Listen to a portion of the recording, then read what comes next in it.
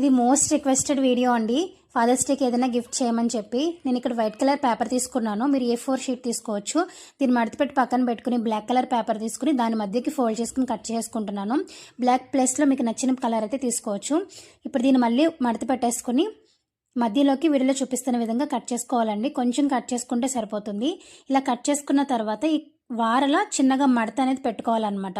అంటే చివరికి వచ్చేటప్పటికి కార్నర్ అనేది క్లోజ్ ఉండాలి. సో ఆ విధంగా మడత అనేది పెట్టుకోవాలి. ఇలా ఫోల్డ్ వేసుకున్న తర్వాత చివర చిన్నగా వీ షేప్లో అయితే కట్ అని పెట్టుకోవాలండి. రెండు వైపులో కూడా మనకి ఏంటంటే షర్ట్ ఎలా ఉంటుందో ఆ విధంగా రావాలన్నమాట.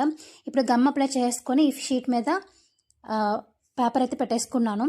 తర్వాత ఇప్పుడు బ్లాక్ కలర్ పేపర్ని ఈ విధంగా కట్ చేసుకున్నానండి. అలాగే చిన్న అట్ట ముక్కను కూడా వీడియోలో చూపిస్తున్న విధంగా కట్ చేసుకున్నాను. కట్ చేసుకుని రెండింటిని జాయిన్ చేసుకొని పాకెట్ ఏ వైపున అయితే ఉంటుందో అదే వైపున గమ్ తోటి అతికించేసుకోవాలి. పాకెట్ లాగా వస్తుంది, చూసారు కదా.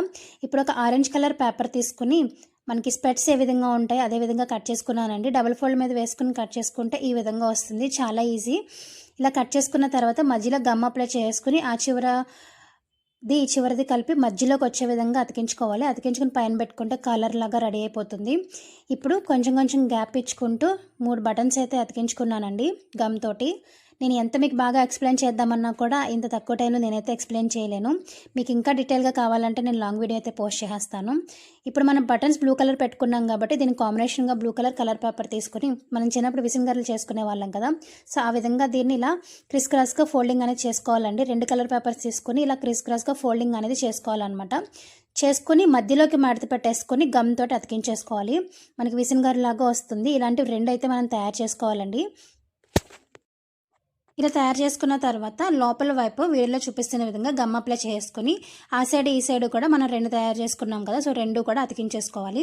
ఇలా అతికించుకున్న తర్వాత నేను ఇలా 3 పేపర్స్ స్ట్రైట్గా కట్ చేసుకుని చివరిని ఇలా ఫోల్డ్ చేసుకోవాలి. 2 వైపులా కూడా కొంచెం మడత అనేది పెట్టుకోవాలి. మడత పెట్టుకున్న తర్వాత మధ్యలో ఈ రెండింటికి మధ్యలో అతికించేసుకోవాలి.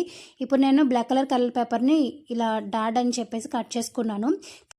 ఇప్పుడు వీటిని మధ్యలో అతికించేసుకుని కలర్ పేపర్ని నేను బెలూన్స్ లాగా కట్ చేసుకుని పై వైపున అయితే అతికించేసుకున్నానండి. కింద వైపు రెడ్ కలర్ మార్కర్ తోటి ఇలా సింబల్స్ లాగా వేసుకుంటున్నాను. అంతేనండి, ఫాదర్స్ డేకి గ్రీటింగ్ కార్డ్ అయితే రెడీ అయిపోయింది. నచ్చితే కనుక లైక్ చేయండి. Thank you.